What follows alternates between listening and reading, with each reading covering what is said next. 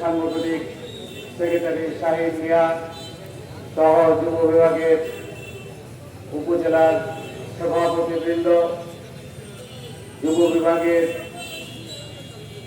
উপজেলা থেকে শুরু করে ওয়ার্ড পর্যায়ের সংগ্রামী নেতৃবৃন্দ, সংগ্রামী যুবক ভাইরা, আসসালামু আলাইকুম ওয়া রাহমাতুল্লাহি ওয়া বারাকাতুহু। আজকে ঐতিহাসিক বিশ্ব যুব দিবস। এই দিবসে যুবকরা অঙ্গীকারবদ্ধ হবে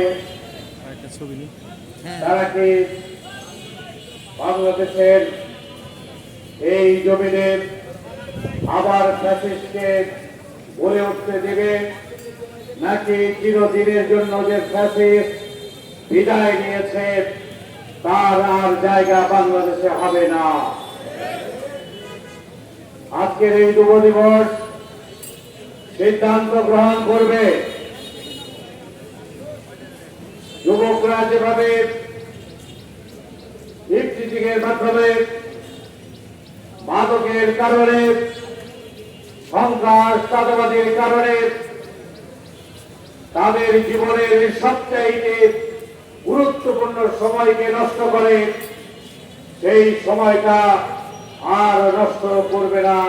এটা আজকে তাদের অঙ্গীকার করতে হবে।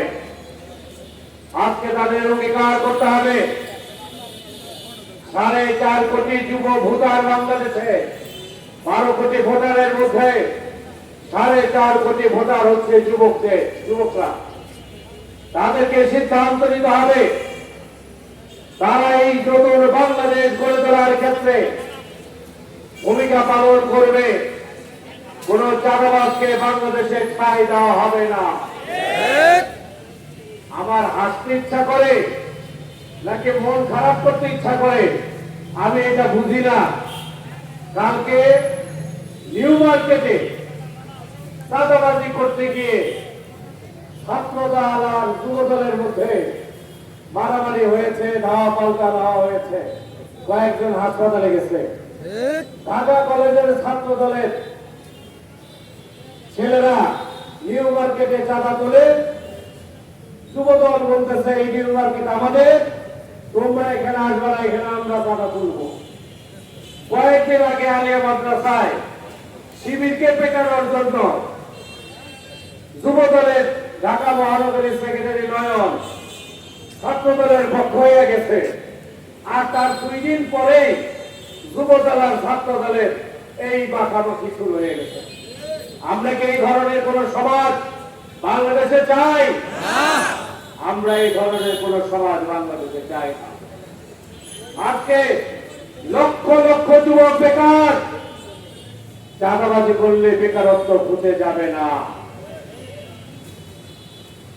আর চাঁদাবাজি তো কোনো চাকরি না, এটা কোনো শ্রম না। আমরা যুবকদের জন্য পরিশ্রম করে খেটে খাওয়ার সেই চাকরি চাই, আমরা কর্মসংস্থান চাই। বাংলাদেশে এই 6 মাসে কতগুলি যুবকের কর্মসংস্থান হয়েছে আমরা তা জানি না। আমাদেরকে পরিসংখ্যান দিন। আমরা তো দেখতে পাচ্ছি দিব্য চক্ষে আমাদের সামনে যে যুবকরা ঘুরে বেড়ায়, তারা যে বেকার ছিল 12ই ফেব্রুয়ারির আগে আপনারা শপথ গ্রহণ করলেন, 12ই ফেব্রুয়ারির পরে সরকার গঠন করলেন। আমাদের সেই যুবকদের তো এখনো কর্মসংস্থানের ব্যবস্থা হয় নাই। 6 মাস কিন্তু চলে গেছে। এর মধ্যে কি হয়েছে? যুব সমাজের মধ্যে যারা সংসার পরিচালনা করেন তারা এখন বিদ্যুতের দাম দিতে পারেন না। এত অস্বাভাবিক বিদ্যুতের বিল এখন আসে, ঠিক কিনা বলেন? এখন তাদের উচ্চ মূল্য দিয়ে গ্যাস কিনতে হয়, রান্নার গ্যাস কিনতে হয়, ঠিক কিনা বলেন?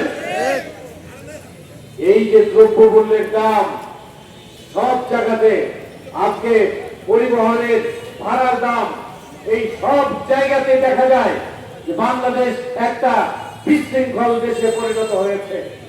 আবার